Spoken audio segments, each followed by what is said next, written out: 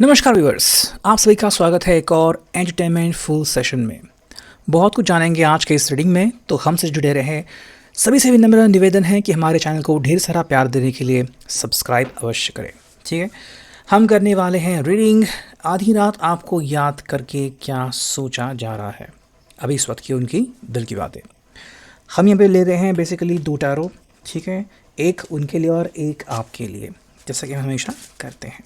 ठीक है, हमने यहाँ पे लिया है राइडर वाइट टैरो, करते हैं कार्ड्स की शफलिंग और देखते हैं हमें यहाँ पे क्या कार्ड्स मिलते हैं।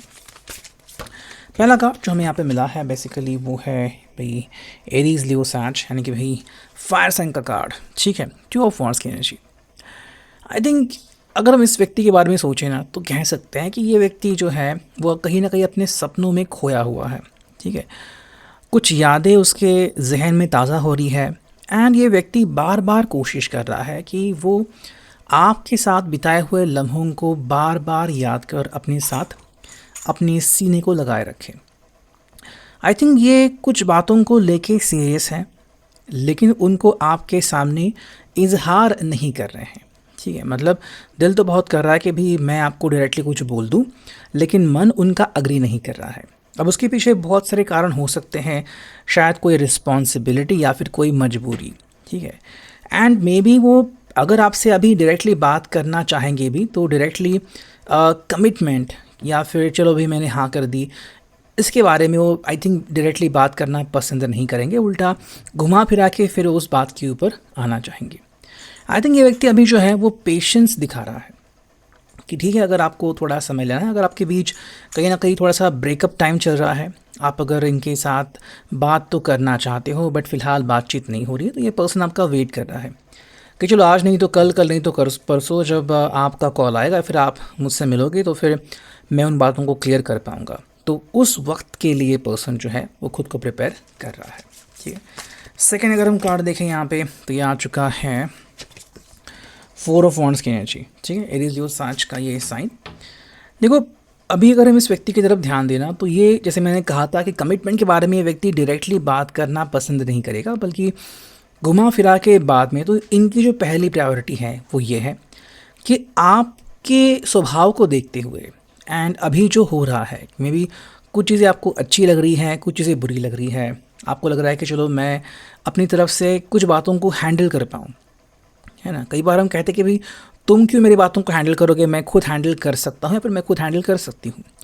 तो यहाँ पे इनकी तरफ से आ रहा है कि कमिटमेंट तो है मेरी तरफ से। ठीक है, मतलब आप चाहे इस बात को समझे ना समझे, ये आई थिंक कमिटमेंट अपनी तरफ से दे चुके हैं, बट ये तब तक जाहिर नहीं करेंगे जब तक कि आप इनके सामने प्रस्तुत खुद नहीं होंगे। ठीक है, तो इट्स लाइक अ सरप्राइज़। वो आई थिंक आपके लिए सरप्राइज़ कुछ प्लान कर चुके हैं एंड ये सरप्राइज़ आपको देना चाहते हैं जल्द से जल्द। अब 4 ऑफ वॉन्ड्स की यहाँ पे बहुत सारी अंडरस्टैंडिंग आती है। कई लोगों को लगता है कि भाई अगर 4 ऑफ वॉन्ड्स आ गया है तो मतलब यहाँ पे 100% कमिटमेंट, 100% शादी, तो ऐसा नहीं है। हर व्यक्ति के स्वभाव के ऊपर डिपेंडेंट है।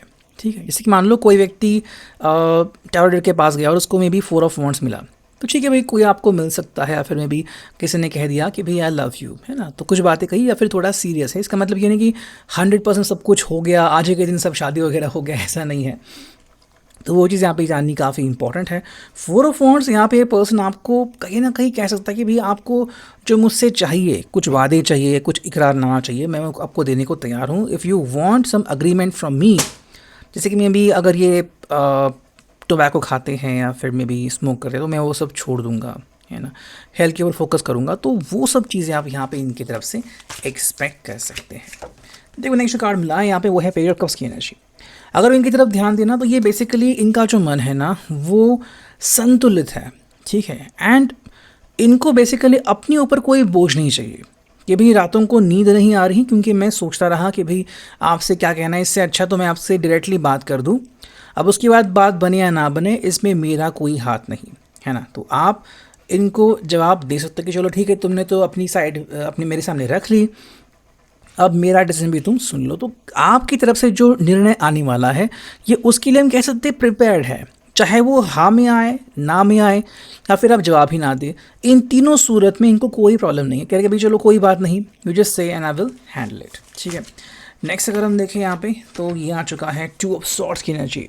Gemini, Libra, Aquarius. ठीक है, देखो हमें यहाँ पे टू ऑफ वॉन्ड्स की भी एनर्जी मिली थी एंड यहाँ पे टू ऑफ सॉर्ड्स की एनर्जी मिली है, तो कह सकते हैं कि ये व्यक्ति ना बेसिकली बातों को समझना चाहता है। अगर आप टेलीकिनेसिस को समझते हो या फिर मे बी कि आपने कुछ सोचा और इन्होंने तुरंत आपको फ़ोन कर दिया बिल्कुल उसी टॉपिक के ऊपर, तो कहीं ना कहीं आपके जो दिमाग है वो कनेक्ट हो रहे हैं या फिर आपके ख्याल जो है वो कनेक्ट हो रहे हैं। और ये पर्सन वही कह रहा है कि भाई सामने से बात करने से बेहतर है कि आपके ख्याल में पढ़ पाऊँ।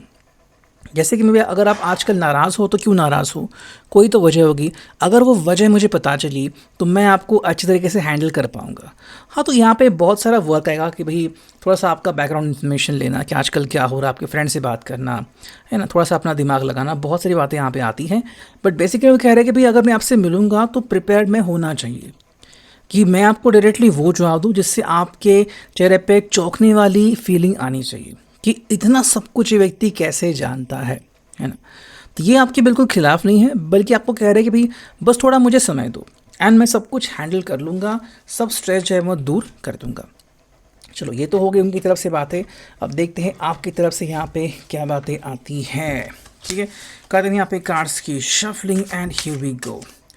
पहला कार्ड जो मिला है यहाँ पे ये आ चुका है द हैंगमैन फ्रॉम यू। ठीक है, अगर आप इनसे कांटेक्ट करने वाले हो तो आपका पहला ही जवाब है आई डोंट नो व्हेन, मुझे नहीं पता कब, है ना। तो आप आई थिंक अपना समय दे रहे हो, क्यूट सा समय।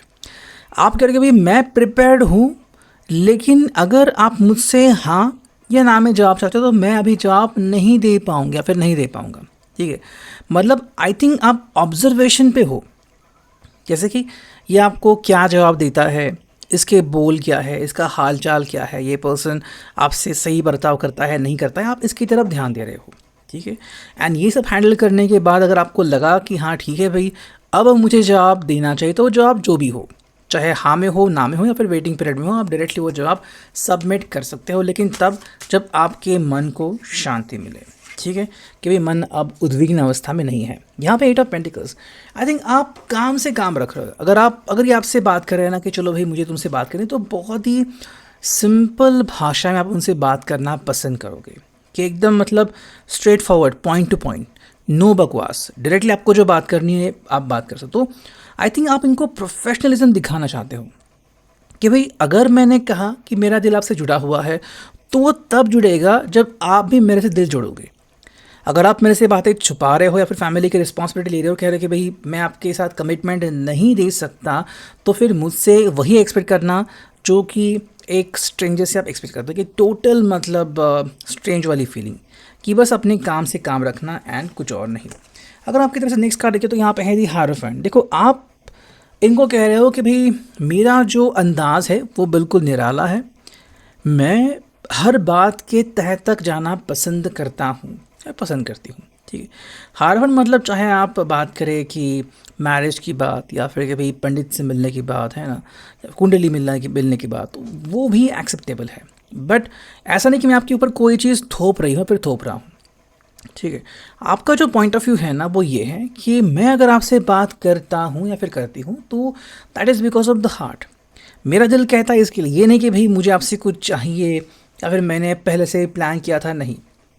आप में कोई तो बात थी जो मुझे अट्रैक्ट कर रही है एंड बिकॉज ऑफ दैट मैं चाहती हूँ या फिर चाहता हूँ कि आप मेरी ज़िंदगी में आए। हाँ, तो बात यहाँ पे आपकी तरफ से आ रही है। नेक्स्ट अगर हम कार्ड देखें तो ये आ चुका है हमें 5 ऑफ कप्स। देखो आप इनको सिंपल कह रहे हो कि चाहे आप अपनी ज़िंदगी में खुश रहे या दुखी रहे आपके ऊपर डिपेंडेंट है, लेकिन अगर मैं अपनी तरफ देखती हूँ फिर देखता हूँ तो मुझे एहसास होता है कि हाँ जो मुझे चाहिए वो नहीं मिला है। अगर सच में आपने इनसे प्यार किया है तो ये पर्सन आपके साथ क्यों नहीं है, या आप 100% आपसे सवाल पूछते होंगे भाई क्यों, ऐसा क्यों है कि ये पर्सन मेरे साथ नहीं है, आखिर क्या वजह है। मतलब यहाँ पे किसी की गलती है मेरी या किसी और की, या फिर ये चीज़ें ही ऐसी हैं और मैं इसे हैंडल नहीं कर सकती या फिर नहीं कर सकता, है ना। तो और किस्मत का खेल है तो कोई भी इसमें कुछ कर नहीं सकता। बट अगर आप में से कोई भी इसको हैंडल कर सकता है तो शायद एक बहुत ही बड़ी चीज़ यहाँ पे हो सकती है। तो अभी के लिए reading, I hope it will resonate. Thank you.